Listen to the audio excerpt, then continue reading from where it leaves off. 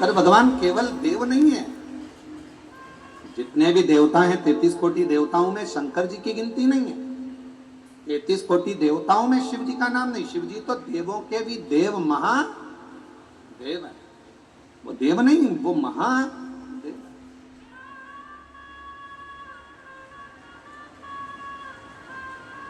और उनके पास में सारी फाइल है। आप सबने कथा सुनी होगी, आपके यहाँ तो बहुत सारी कथाएं हैदराबाद में होती रहती है। तो अगर आपने कभी विष्णु पुराण सुना होगा तो विष्णु पुराण में एक शब्द आता है कि ब्रह्मा जी ने अपनी नौकरी छोड़ दी शंकर जी के चक्कर में, इस्तीफा देने को तैयार हो गए। तो भगवान विष्णु ने पूछा कि तुम ब्रह्मा जी अपनी नौकरी क्यों छोड़ रहे हो, तुम इस्तीफा क्यों दे रहे हो? तो भगवान नारायण ने जब पूछा तो ब्रह्मा जी बोले कि मैं इस्तीफा इसलिए देना चाहता हूं कि राजा श्वेत, मार्कंडे राजा श्वेत का प्राण छूटने का समय था, मरने का समय था, और राजा श्वेत को मरना था।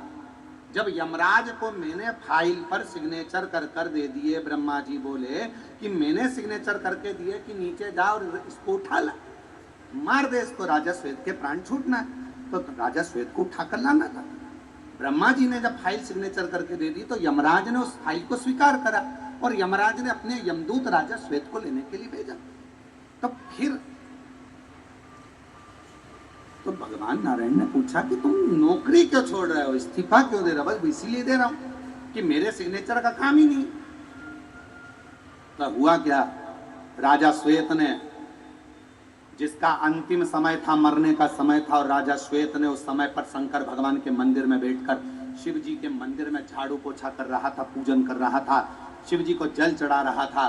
तो फिर उसको उठा लाते। तो के बात तो वही है ना कि मेरा सिग्नेचर ही काम नहीं करा, यमराज गया, यमदूत गए, सब कुछ गए, यम के गण गए, उठाने के लिए यमदूत पहुंच गए, पर भगवान शंकर ने यम के भी प्राणों को हर लिया और यमदूतों को भी भगा दिया और कह दिया ये राजा श्वेत मेरी पूजन कर रहा है, ये मेरा है, और पृथ्वी पर अगर कोई मेरा पूजन करने वाला भक्त है तो मुझसे बिना पूछे उसको नहीं ले जा सकते, और छुड़वा दिया।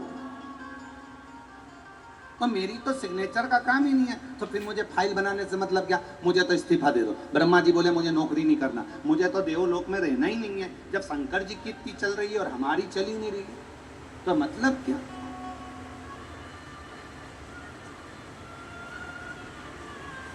इसीलिए कहा जाता है सारे देवता हैं, सब देव हैं, और मेरा शिव जम के बोलो महादेव है। किसी के भी सिग्नेचर, तुम्हारी किस्मत में किसी ने कह दिया कि तुम्हारे भाग्य में दुख लिखा है, किसी ने कह दिया तुम्हारी किस्मत में तकलीफ लिखी है, किसी ने कह दिया तुम्हारी किस्मत में घाटा लिखा है, किसी ने कह दिया तुम्हारी भाग्य में ये लिखा है। दुनिया देवता ने अगर तुम्हारा भाग्य लिखा है, ब्रह्मा जी ने भी अगर तुम्हारी लेखनी लिखी है, देवताओं ने अगर तुम्हारा भाग्य लिखा है, लिख दें दो। उस भाग्य को पलटने की जवाबदारी केवल एक के पास है, और वो देवाधिदेव महादेव के पास है। महादेव। एक पत्र में एक बहन ने लिखा